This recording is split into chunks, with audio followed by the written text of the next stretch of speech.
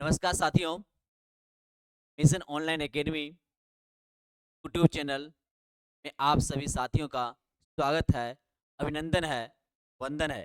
साथियों, बड़ी हर्ष की बात से आज की क्लास यानी अब से क्लास बहुत उत्साह से लेना जा रहा हूँ कि उन सभी तमाम 3.5 लाख नियोजित शिक्षकों का जो चिर परिचित मांग था राजकर्मी की दर्जा, वह कैबिनेट से मोहर लग चुकी है, बिहार गजट में आ चुकी है।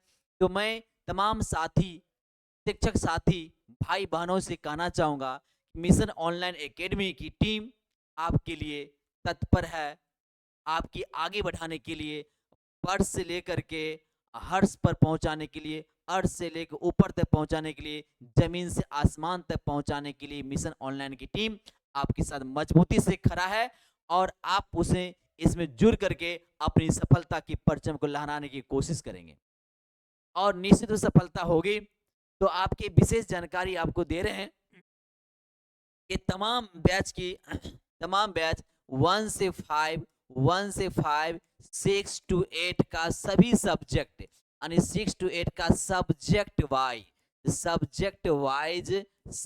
वाइज 9th 10th का 9th 10th और 11th 12th का सब्जेक्ट वाइज आपका ये क्लास आरंभ होगी। सब्जेक्ट वाइज क्लास आपको क्या मिलेगी, आरंभ होगी। कितनी तारीख को? 2/1/2024 से होगी। आप इससे पहले क्या करेंगे?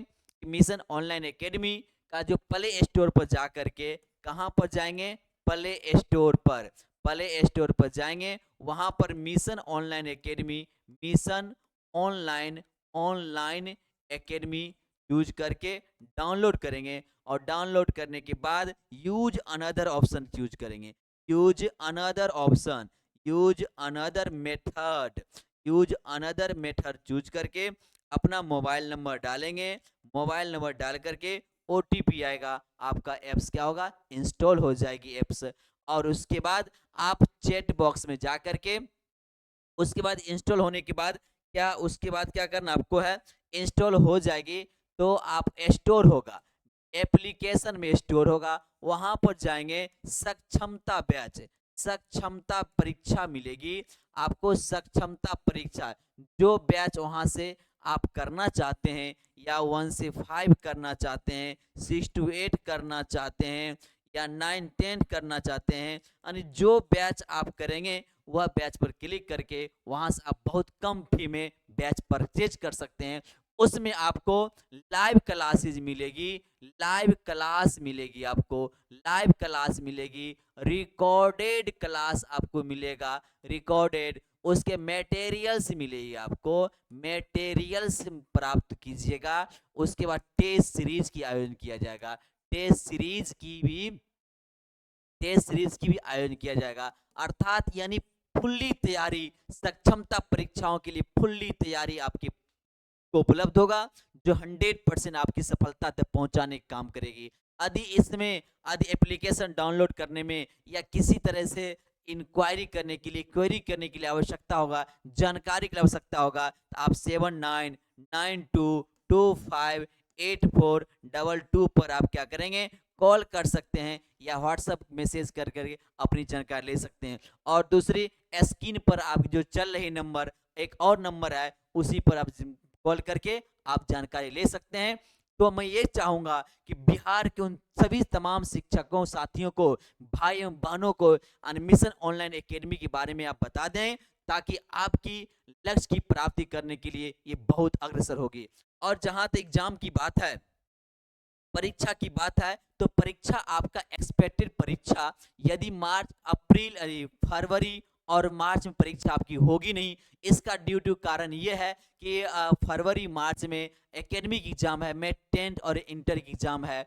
उसके बाद यदि एग्जाम हो जाती है अप्रैल का फर्स्ट वीक से लेकर के 15 अप्रैल तक एग्जाम हो पाती तो ठीक है, नहीं तो चुनाव आ जाएगा। चुनाव में जितना हम सभी तमाम शिक्षक साथी हैं, चुनाव करवाने के लिए यही सबसे अच्छा क्या है? हम लोग साधन है।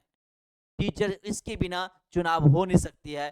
तो आपका अप्रैल मई में चुनाव से प्रक्रिया गुजरना पड़ेगा और मई में सरकार बनने के बाद, चुनाव होने के बाद तो आपको बहुत जल्दी एग्जाम होगा।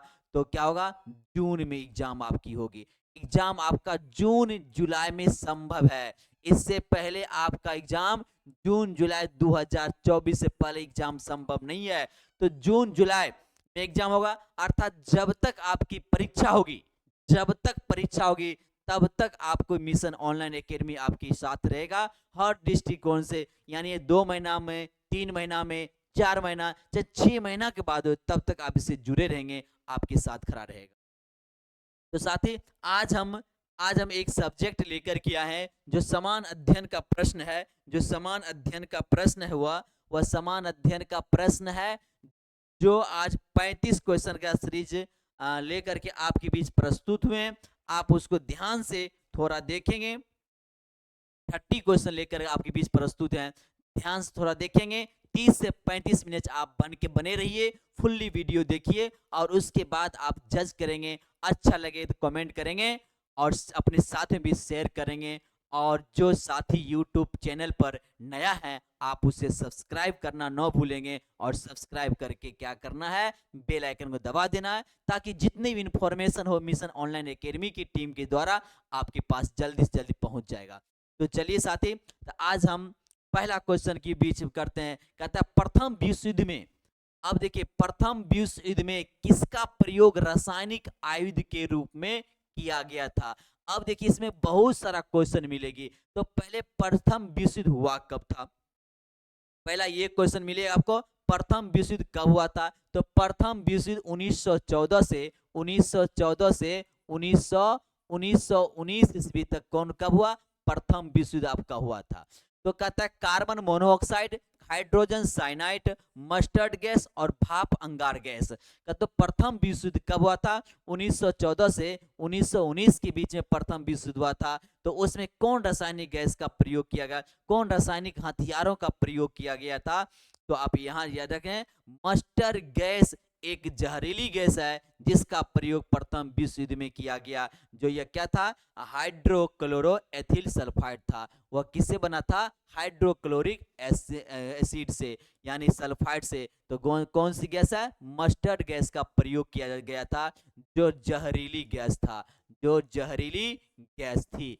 इस गैस का किससे प्रयोग किया गया था, कौन सी रासायनिक आयुध का, तो मस्टर्ड गैस का। तो विश्व युद्ध कब हुआ था, प्रथम विश्व युद्ध 1419 से लेकर के 1919 में, इसके बीच हुआ था। अब अगला क्वेश्चन 2 नंबर क्वेश्चन आज के सवाल क्लास का है। 2 नंबर प्रश्न है, किसके निर्माण में फिनॉल का प्रयोग किया जाता है।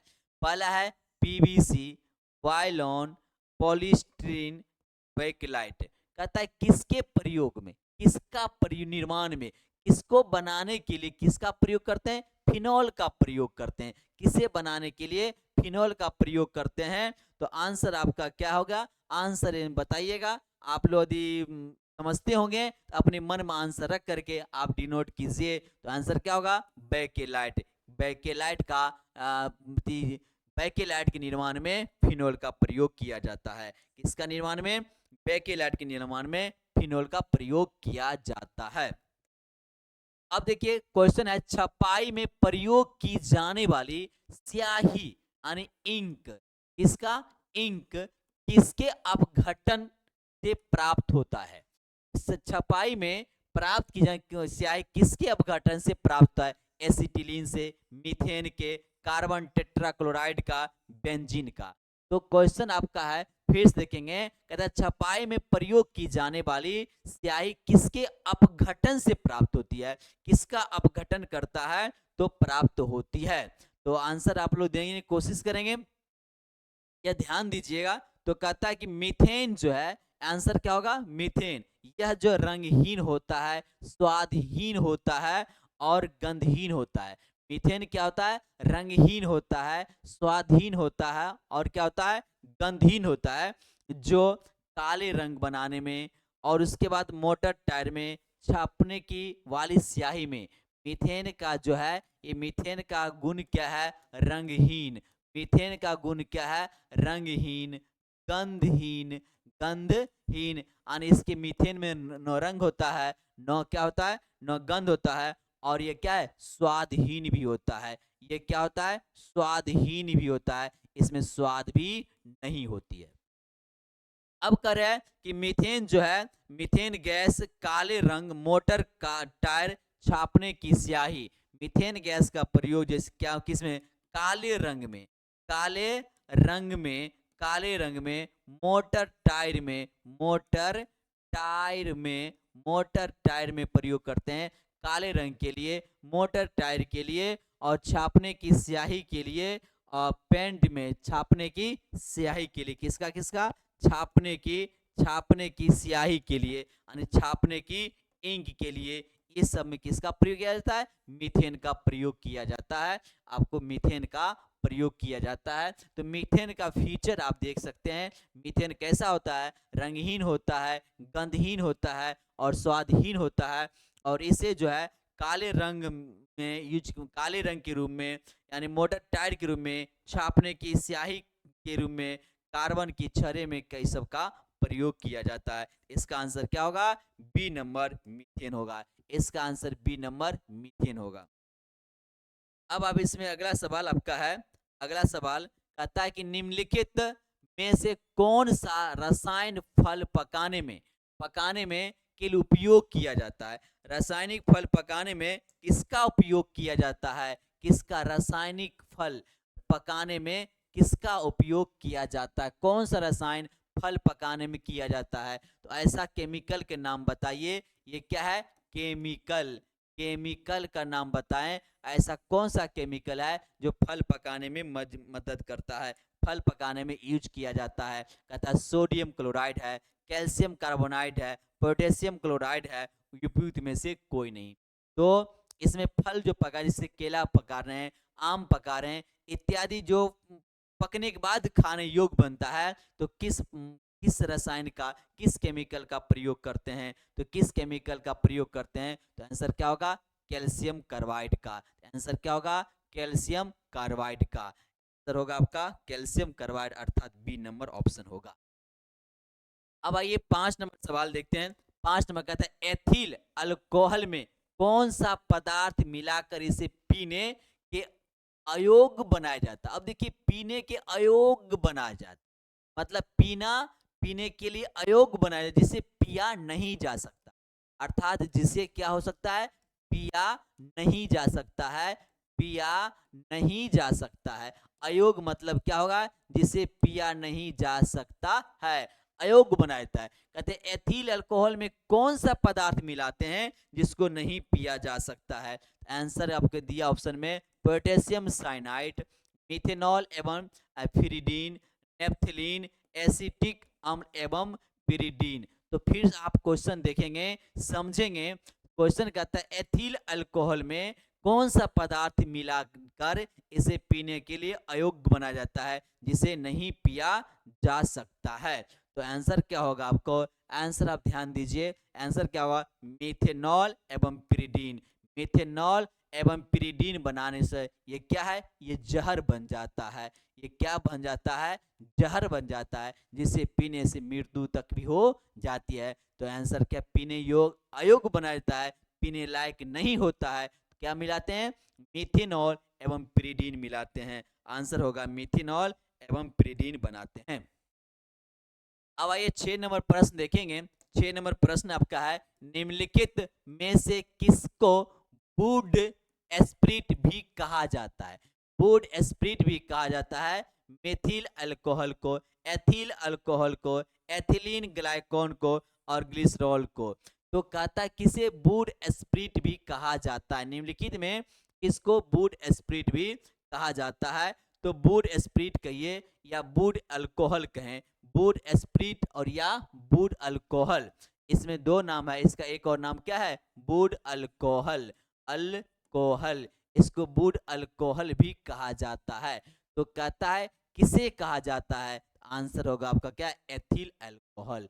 आंसर क्या होगा, एथिल अल्कोहल है, जिसे वुड स्प्रिट या वुड अल्कोहल भी कहा जाता है। किसे, एथिल अल्कोहल को। अब आइए नेक्स्ट प्रश्न देखेंगे 7 नंबर। देखिए 7 नंबर प्रश्न देखेंगे। 7 नंबर कहता है शक्कर के किण्वन से क्या बनता है?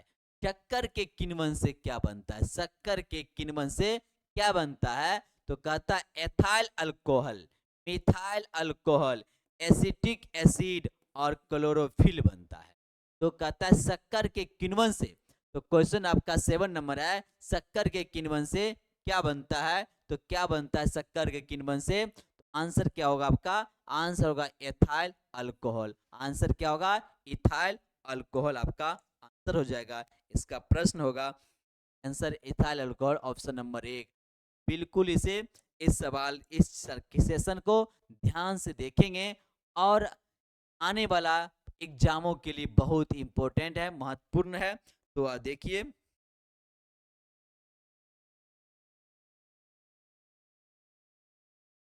तो कहता है सीरा किसके उत्पादन के लिए अति उत्तम कच्चा माल है, यानी रॉ मटेरियल।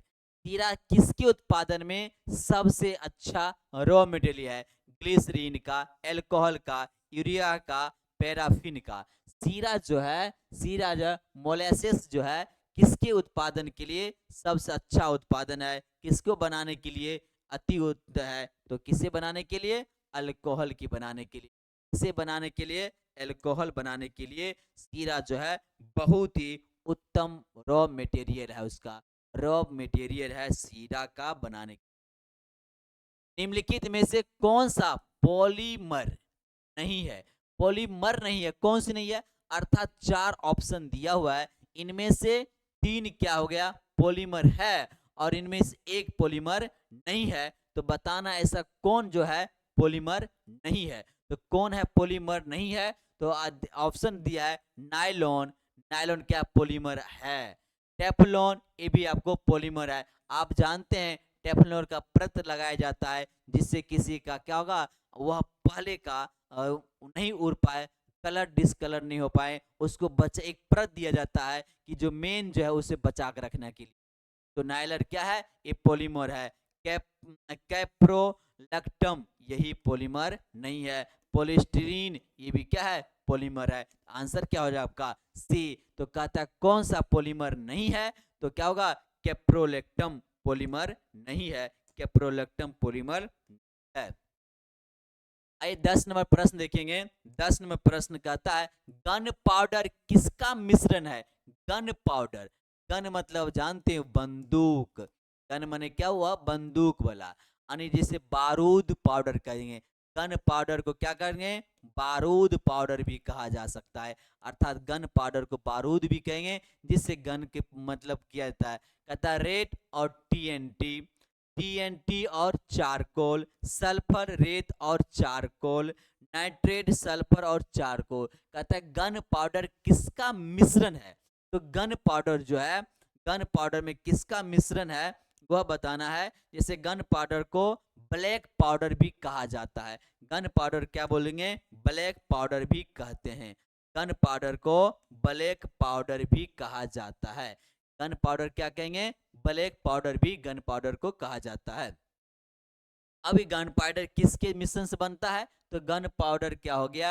ये नाइट्रेट, क्या हो जाएगा आपका आंसर? नाइट्रेट, सल्फर और चारकोल के मिश्रण से गन पाउडर बनता है।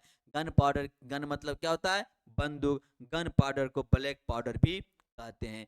गन पाउडर को ब्लैक पाउडर भी कहा जाता है। अब आइए प्रश्न कहता है निम्नलिखित में से कौन सा मिश्रण टीएनटी टीएनटी के विस्फोट का कारण है? के विस्फोट का कारण है। कौन सा मिश्रण टीएनटी का विस्फोट का कारण है? अब देखिए टी से क्या हो गया? ट्री, नाइट्रोट और क्या हो गया? टोलुनिन्स। कहते हैं यहाँ से टी आर हो जाएगा, निट्रो हो गया, उसके बाद क्या होगा? टोलुनिन्स नोन हो जाएगा। तो टीएनटी क्या है? अमोनिया क्लोराइड का, अमोनियम नाइट्रेट का, अमोनियम सल्फेट का, अमोनियम नाइट्राइड का। तो प्रश्न है कि कौन सा मिश्रण टीएनटी के विस्फोटक का कारण है? कौन सा मिश्रण टीएनटी के विस्फोटक का कारण है? तो आपका आंसर क्या हो जाएगा? विस्फोटक कौन है? अमोनिया नाइट्रेट होता है। विस्फोटक कौन है? Ammonia nitrate. ऑप्शन नंबर क्या हो जाएगा आपका? B number. ये प्रश्न का ये जो समान अध्ययन का प्रश्न जो साइंस से है, यह थोड़ा मॉडरेट से हाई के लिए है, लेकिन फिर भी ऐसा एक आध चैप्टर आपको देखना पड़ेगा, वो देख लेना है। कहते हैं अमोनल किसका मिश्रण है? अमोनल किसका मिश्रण है? पहला है एल्युमिनियम पाउडर और अमोनियम नाइट्रेट का, एल्युमिनियम पाउडर अमोनियम क्लोराइड का, अब देखिए एल्युमिनियम पाउडर और अमोनियम सल्फेट का, और एल्युमिनियम पाउडर और पोटेशियम नाइट्रेट का। अब यहाँ ऑप्शन में देख रहे हैं कि एक ऑप्शन जो है अमोनियम जो अमोनियम एल्युमिनियम पाउडर इसमें भी है, इसमें भी है, इसमें भी है, इसमें भी है। एल्युमिनियम पाउडर सब में है। एल्युमिनियम पाउडर क्या है? सब में है। तो सिर्फ और सिर्फ अंतर क्या है? अब देखिए अमोनियम भी यहाँ पर है, उसके बाद नाइट्रेट, क्लोराइड और सल्फेट और नाइट्रेट है। अब यहाँ पोटेशियम है, तो पोटेशियम है, तो यहाँ पर क्या होगा? नाइट्रेट वाला होगा आंसर। क्या होगा? नाइट्रेट वाला। तो अमोनियम नाइट्रेट, तो ऑप्शन नंबर क्या होगा? ए हो जाएगा। एल्युमिनियम पाउडर और अमोनियम नाइट्रेट का क्या है? यह एक मिश्रण है, यह एक मिश्रण है। आइए तुरंत हो जाएगा क्वेश्चन। कहता है सीमेंट के रासायनिक घटक है। अब सीमेंट, सीमेंट जो हम घर मकान बनाने में, सीमेंट जो मकान बनाने में काम करता है, मकान बनाने में क्या करते हैं? इसको यूज करते हैं। उसी सीमेंट के बारे में बात करना है। कहता है सीमेंट का रासायनिक घटक क्या है? सीमेंट का रासायनिक घटक क्या है? सीमेंट क्या है? एक जोड़ने वाला पदार्थ है। सीमेंट क्या है? एक जोड़ने वाला पदार्थ है जो भवन के निर्माण में प्रयुक्त किया जाता है। सीमेंट जो है, अब एक क्वेश्चन और समझिएगा, विश्व में सर्वाधिक प्रयोग किए जाने वाला सीमेंट कौन होता है? पोर्टलैंड सीमेंट होता है। विश्व में सबसे अधिक प्रयोग किए वाले, विश्व में विश्व में सर्वाधिक प्रयोग किए जाने, विश्व में सर्वाधिक सर्वाधिक प्रयोग किए जाने वाला सीमेंट, प्रयोग प्रयोग किया जाने वाला प्रयोग किया जाने वाला सीमेंट, जाने वाला सीमेंट कौन है? सीमेंट सीमेंट पोर्टलैंड सीमेंट कौन है सबसे ज्यादा प्रयोग करने वाला? तो सीमेंट आपका है पोर्टलैंड सीमेंट है। पोर्टलैंड कौन सीमेंट है? पोर्टलैंड। पोर्टलैंड सीमेंट आपका है। कौन सीमेंट है? Portland cement. विश्व में सबसे ज्यादा प्रयोग किए जाने वाला सीमेंट क्या है? पोर्टलैंड सीमेंट है। अब देखिए सीमेंट में जो है, सीमेंट में आपको क्या क्या चीज मिलाता है? चूना, पत्थर, चिकनी मिट्टी और जिप्सम बनाए मिला रहता है। चूना, पत्थर, चिकनी मिट्टी और जिप्सम मिलाकर क्या होता है? सीमेंट तैयार किया जाता है। सीमेंट क्या है? एक जोड़ने वाली पदार्थ है। सीमेंट क्या है? एक जोड़ने वाली पदार्थ आपका है, इससे मिला रहता है। तो आपको ऑप्शन नंबर उसमें देखें, चूना, पत्थर, चिकनी मिट्टी और जिप्सम से बना रहता है। अब बताए पानी की उपस्थिति में सीमेंट के जमने की अभिक्रिया क्या है? एक ऑक्सीकरण अभिक्रिया कहलाती है, एक अपघटक अभिक्रिया कहलाती है, एक द्वि अपघटक अभिक्रिया कहलाती है, एक जलयोजित अभिक्रिया कहलाती है। अतः पानी की उपस्थिति में, पानी की उपस्थिति में सीमेंट क्या होता है? जमती है। पानी की उपस्थिति में सीमेंट क्या होती है? जमती है। यह अभिक्रिया क्या कहलाती है? यह अभिक्रिया क्या कहलाती है? यह अभिक्रिया क्या होता है?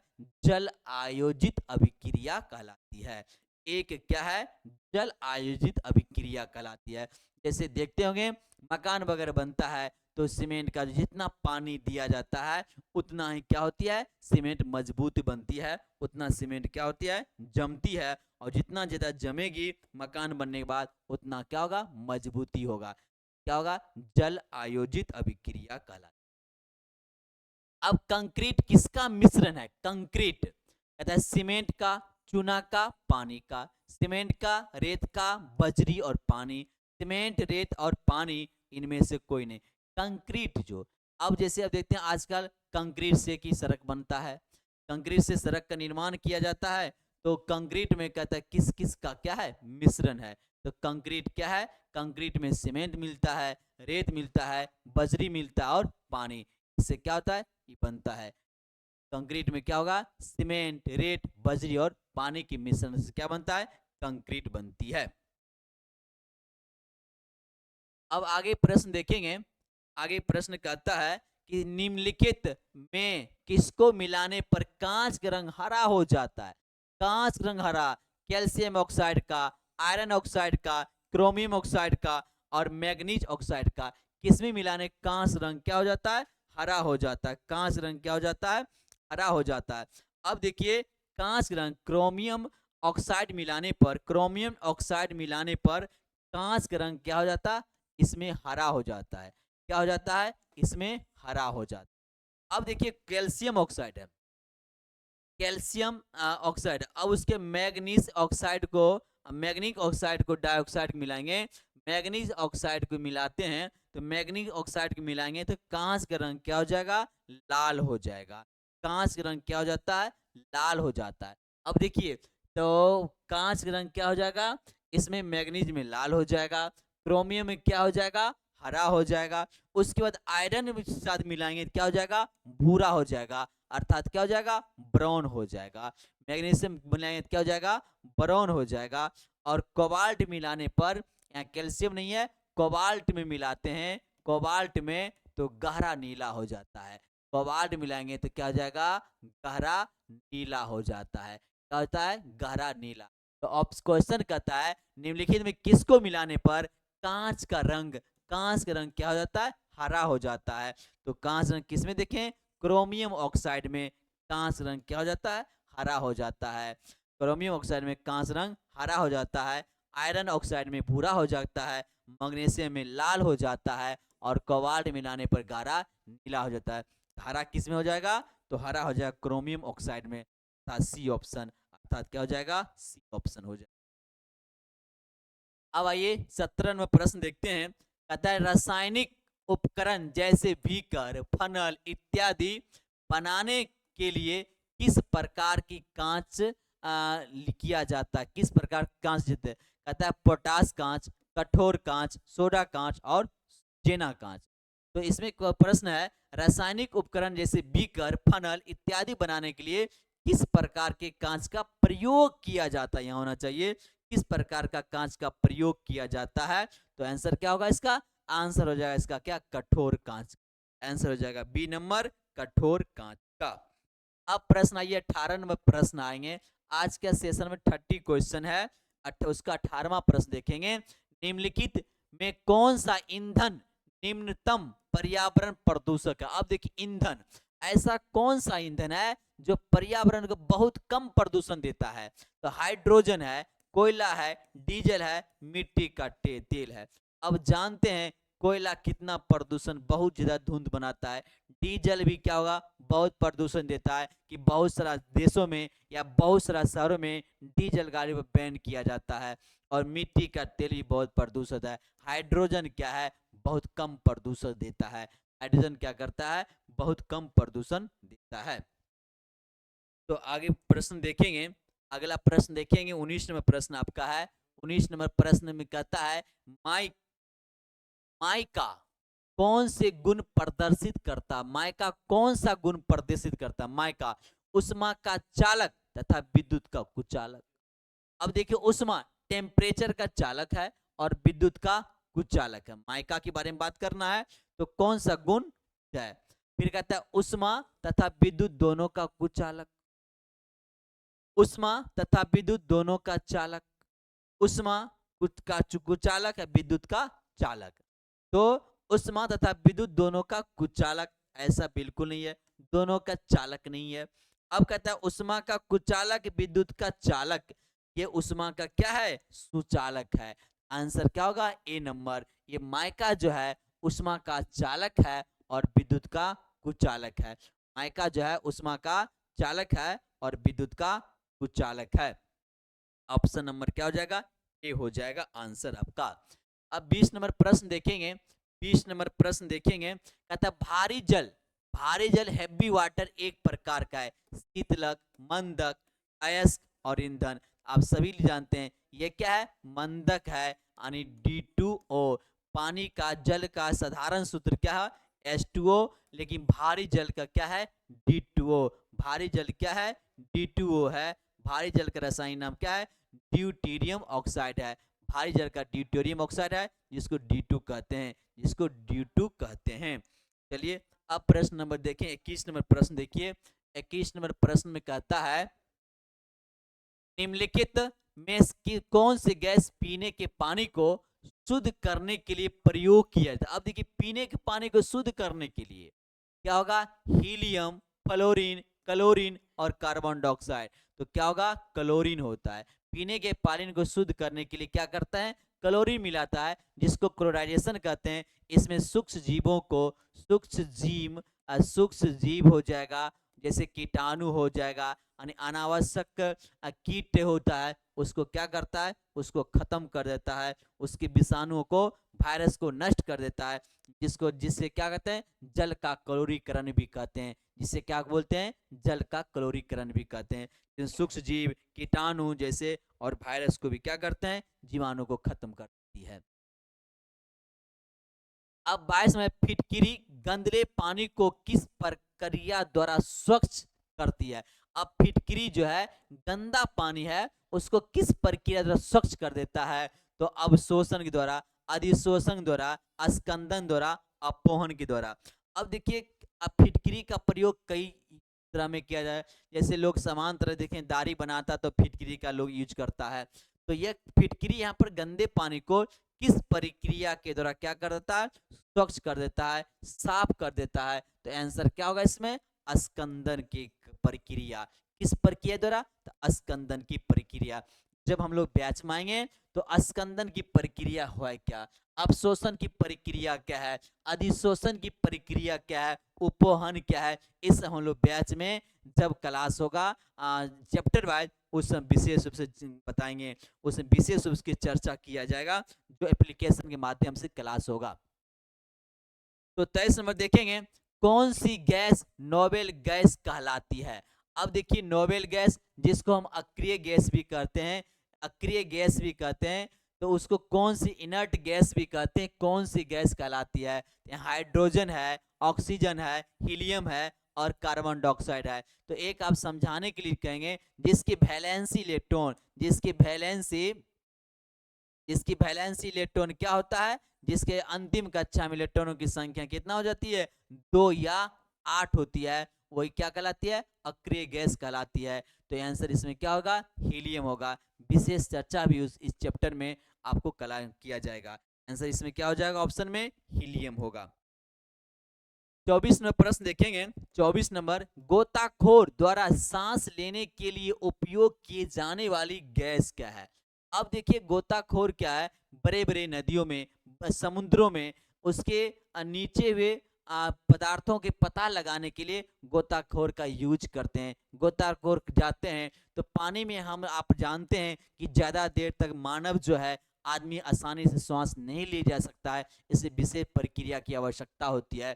तो उसमें कहता है कौन सी गैस लेकर के गोताखोर के सिलेंडर में कौन कौन सी गैस होती है, जिसे आसानी से बहुत देर तक रहती है। तो आंसर आपका दिया है ऑक्सीजन तथा आर्गन। अब देखिए ऑक्सीजन ऑक्सीजन ऑक्सीजन होगा, ये इसमें ऑक्सीजन इसलिए होगा कि मानव बिना ऑक्सीजन बिना क्या जीवित नहीं रह सकता है, तो इसमें ऑक्सीजन है। अब यहाँ आर्गन है, रेडॉन है, नियोन है, हीलियम है। तो आंसर क्या होगा, आर्गन। ऑप्शन नंबर क्या होगा, ए। ऑक्सीजन तथा आर्गन गोताखोर के सिलेंडर में गैस रहती है, वही लेके गोताखोर समुद्र के अंदर अर्थात गहरे पानी के अंदर जाती है। क्या हो जाएगा, ऑप्शन नंबर ए। चलिए 25 नंबर प्रश्न देखेंगे।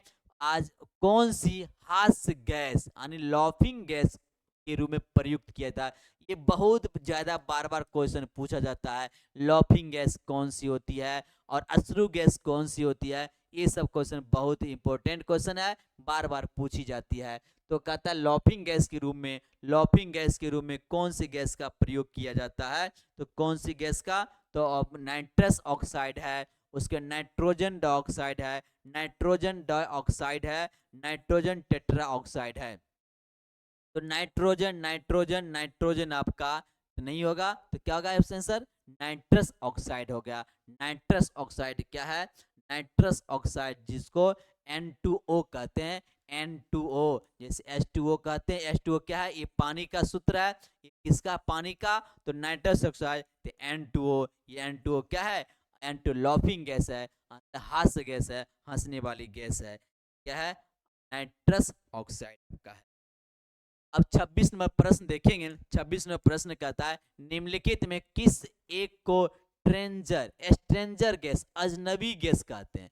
स्ट्रेंजर मतलब अजनबी, किसे अजनबी गैस कहते हैं। अजनबी गैस किसे कहते हैं? आर्गन को, नियॉन को, जिनोन को, नाइट्रस ऑक्साइड को। अब कहता है इसमें किसे अजनबी गैस कहते हैं। अजनबी गैस किसे कहते हैं?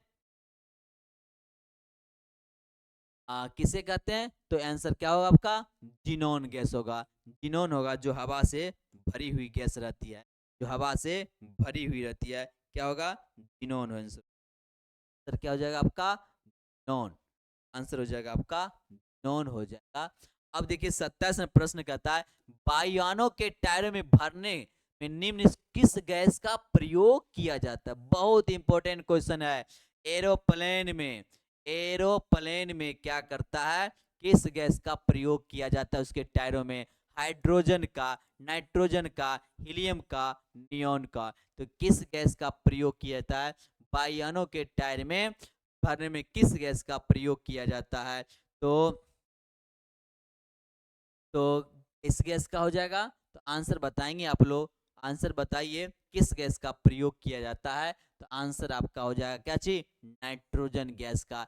ये क्या है? बहुत कम ही अत्यंत अत्यंत ये कम क्रियाशील गैस है, जो क्या होगा? ज्वलनशील होती है और टायर में प्रयुक्त होने वाले रबर के अनुकूल होती है। टायर में प्रयुक्त होने के लिए क्या होती है? रबर के अनुकूल होगा। तो आंसर क्या होगा इसमें? नाइट्रोजन गैस क्या होगा, किसमें होता है? बायोन के टायरों में भरी जाती है। अब देखिए अश्रु गैस। अब थोड़ा देर पहले देखें लॉफिंग गैस, थोड़ा देर पहले क्या देखें? हास्य गैस देखे थे। हास्य गैस, हास्य गैस देखे थे। हास्य गैस किसे कहते हैं? N2O को, नाइट्रोजन नाइट्रेट ऑक्साइड को कहते हैं। अब कहता है अश्रु गैस में अश्रु गैस में प्रयोग में किस प्रयोग किया, कौन सी गैस है? अमोनिया, क्लोरीन, केवल ए और बी। इसमें क्या होगा? अमोनिया क्लोरीन दोनों प्रयोग किया जाता है। अमोनिया और क्लोरीन के मिश्रण से क्या बनती है? अश्रु गैस का निर्माण किया जाता है। इसमें क्या आता है? तो अमोनिया क्लोराइड, जिसको अमोनिया क्लोराइड कहते हैं, यानी अश्रु गैस को अमोनिया क्लोराइड। अब आइए 29 नंबर आज क्लास का सेकेंड लास्ट क्वेश्चन है। हेलोजनों में सबसे अधिक अभिक्रियाशील है, हेलोजन सबसे अधिक अभिक्रिया कौन है? फ्लोरीन है, क्लोरीन है, ब्रोमीन है और आयोडीन है। अब आपके शब्द है हेलोजन। हेलोजन क्या है? अधिक अभिक्रियाशील कैसे है? कम अभिक्रियाशील कौन होती है? अधिक अभिक्रियाशील क्यों इसे कहते हैं? इस सब के बारे में विशेष जब क्लास होगी तो आपको एक एक चीज आपको विस्तृत रूप से बेसिक रूप से बताया जाएगा। आज तो ऑप्शन है इसलिए आप इसी में देखेंगे। आज इसका सिर्फ बताएंगे हेलोजन में सबसे अधिक क्रियाशील गैस कौन सी है। तो कौन सी हेलोजन की सबसे अधिक क्रियाशील? आंसर क्या होगा? फ्लोरीन होगा। आंसर क्या होगा? फ्लोरीन। F9 जो है सबसे अधिक क्रियाशील। अब आपका 30 नंबर क्वेश्चन आज का लास्ट क्वेश्चन है। ट्यूबलाइट में निम्न दाब पर भरा जाने वाला गैसीय मिश्रण क्या है? ट्यूबलाइट में कौन सी निम्न दाब पर कौन सी गैस भरी जाती है? तो कौन सी गैस भरी जाती है? आर्गन और नियॉन, नियॉन और पारे की वाष्प, नाइट्रोजन और नियॉन, केवल आर्गन। अब आपको आपको इसमें गांव घर में आप सुनते होंगे कि ट्यूबलाइट को पहले मरकरी भी कहता था, अर्थात क्या? मरकरी जलाना। तो मरकरी का अंग्रेजी शब्द है, उसका हिंदी क्या है? पारा। तो नियॉन और पारे की वाष्प भरा जाता है। नियॉन और पारे की वाष्प भरा जाता है किसमें? ट्यूबलाइट में। निम्न दाब पर भरा जाने वाला गैस कौन कौन है? पारा और नियॉन और पारे की वाष्प भरा जाता है। साथियों आज का शेष क्लास यहीं तक। और जिस ये वीडियो आज की अच्छी लगे तो निश्चित रूप से अन्य साथियों भी शेयर करेंगे। और जो साथी यूट्यूब चैनल पर नया है आप उसे सब्सक्राइब करेंगे और बेल आइकन दबाना ना भूलेंगे। तो इतना ही, और फिर मिलते हैं अगली वीडियो के साथ। आपका दिन शुभ हो, मंगलमय हो। Thank you.